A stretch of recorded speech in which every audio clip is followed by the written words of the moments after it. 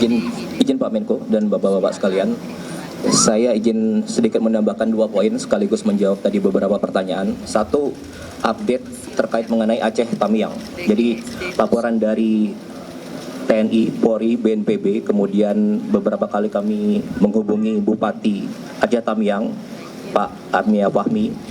Intinya adalah tanggal 2 Desember lalu jalur darat yang sebelumnya terputus sudah tersambung.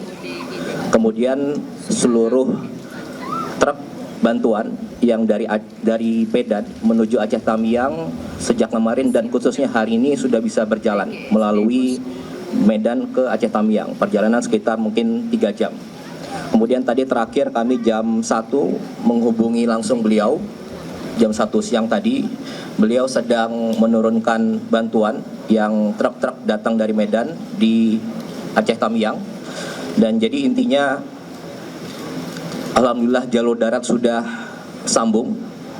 Sebelumnya memang sebelum tanggal 2 jalur darat terputus dan logistik tetap disalurkan melalui udara dan laut. Memang di sana ada 12 kecamatan, sekitar 216 desa. Tentunya belum semua.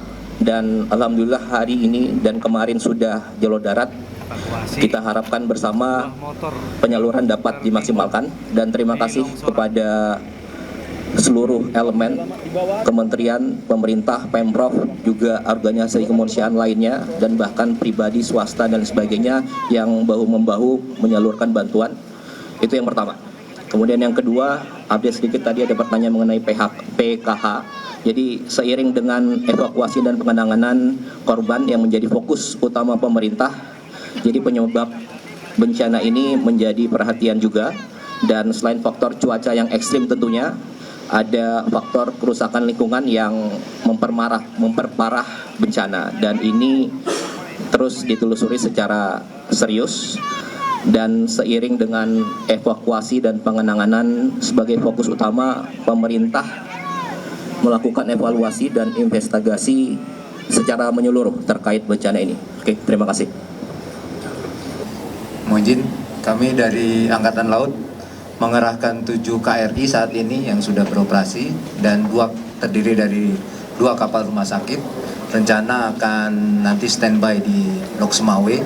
Sebelumnya akan mampir di Aceh Tamiang, kemudian ada 1 kapal rumah sakit lagi di Sibolga, kemudian nantinya mungkin akan ditambah 1 KRI lagi, yaitu kapal tanker KRI Bontang untuk mendukung bahan bakar, di mana banyak daerah yang memerlukan bahan bakar untuk diesel generator. Kemudian untuk unsur udaranya yang on board ada 5 helikopter dan satu fixed wing, akan ditambah 1 lagi fixed wing, 2 kasa untuk airdropping. Mungkin itu sebagai tambahan dari Angkatan Laut. Terima kasih. Mohon izin saya menambahkan Pak Menko bahwa saya hanya menambahkan kegiatan OMC yang dilakukan.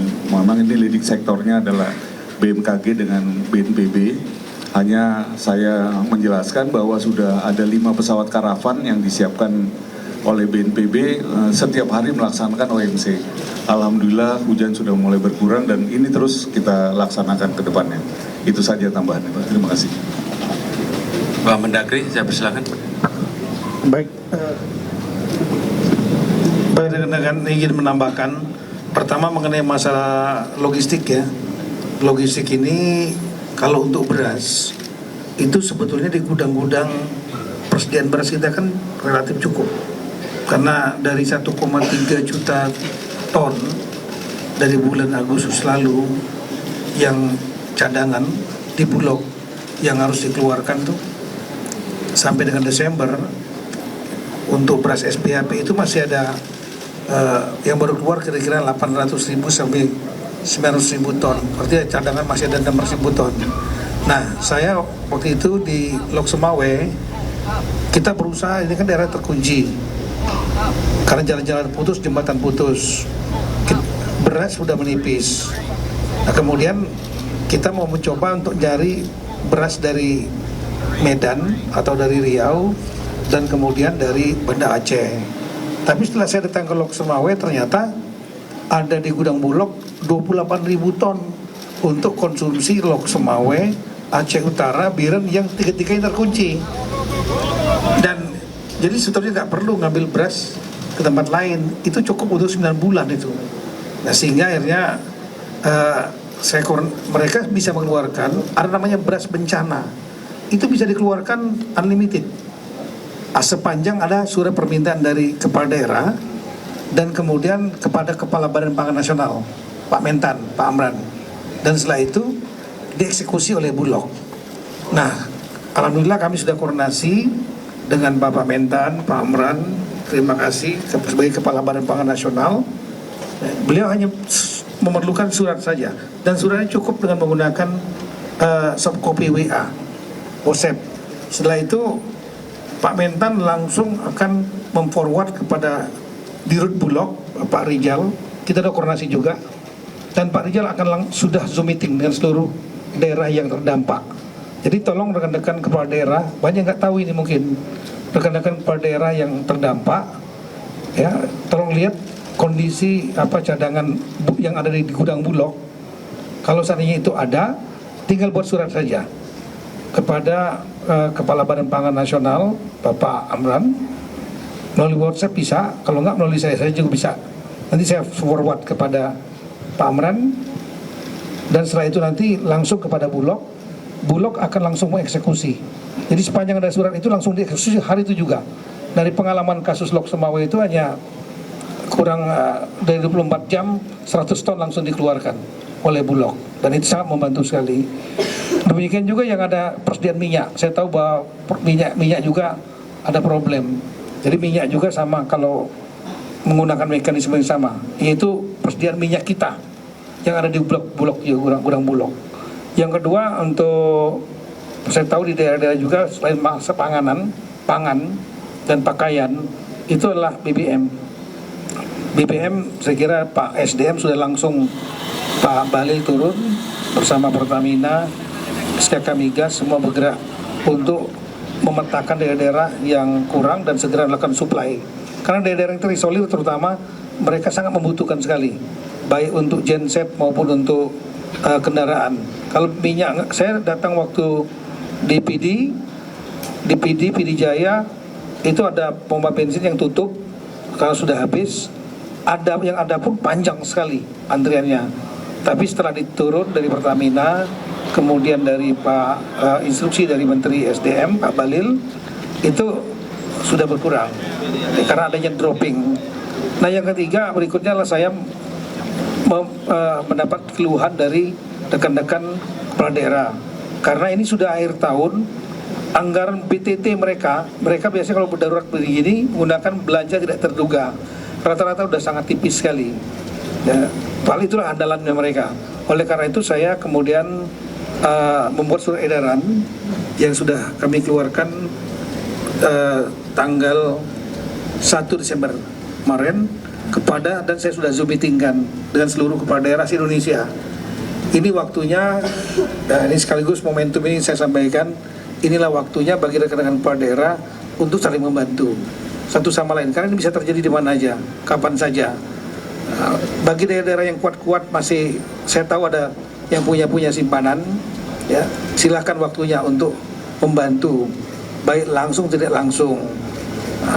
Sudah ada yang sudah memberikan. Saya tahu Ibu Kofifa sudah langsung berangkat ke Sumut, ke Medan, ya. Dan kemudian 2 hari lalu beliau memberikan bantuan dalam bentuk barang. Kemudian yang di Gubernur Bengkulu juga sudah melalui Basnasnya itu 3 miliar sudah diberikan kepada daerah terdampak. Sulawesi Selatan 1,5 miliar, terima kasih. Kaltara 1 miliar. Saya membayangkan bahwa kita ada 552 provinsi kabupaten kota. Kalau bisa tolong saling solidaritas. Ini akan sangat bisa meringankan.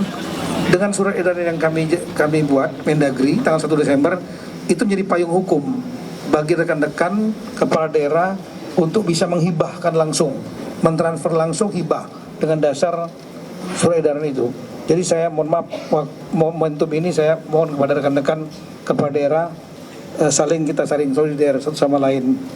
Kemudian yang terakhir, kami juga sudah dengan izin dan sudah saya sampaikan kepada Pak Menseknek, Pak Mensekap, tanggal 1 Desember kami melaksanakan rapat koordinasi dengan sejumlah kementerian lembaga. Yang kita antisipasi adalah satu bencana, termasuk juga Natal dan Tahun Baru yang tidak lama lagi. Ya, ada unsur di situ selain potensi bencana, kemudian transportasi, keamanan, kemudian juga demand terhadap pangan akan tinggi, selain masalah mobilitas masyarakat untuk berlibur atau merayakan Natal dan Tahun Baru dengan seluruh Forkompinda. Jadi saya mohon kepada rekan-rekan jajaran Forkompinda, mohonlah untuk segera melakukan konsolidasi, karena kami sudah sampaikan kemarin, melakukan rapat konsolidasi seluruh provinsi, kabupaten, kota, Forkompinda untuk memetakan persoalan-persoalan, termasuk persoalan-persoalan bencana dan antisipasinya di wilayah masing-masing. Kami kira itu, terima kasih. Menutup Pak Seksa, bersilakan. Subscribe, share, like, and comment. Subscribe, share, like, and comment. Subscribe, share, like, and comment. Subscribe, share, like, and comment. Subscribe, share, like, and comment.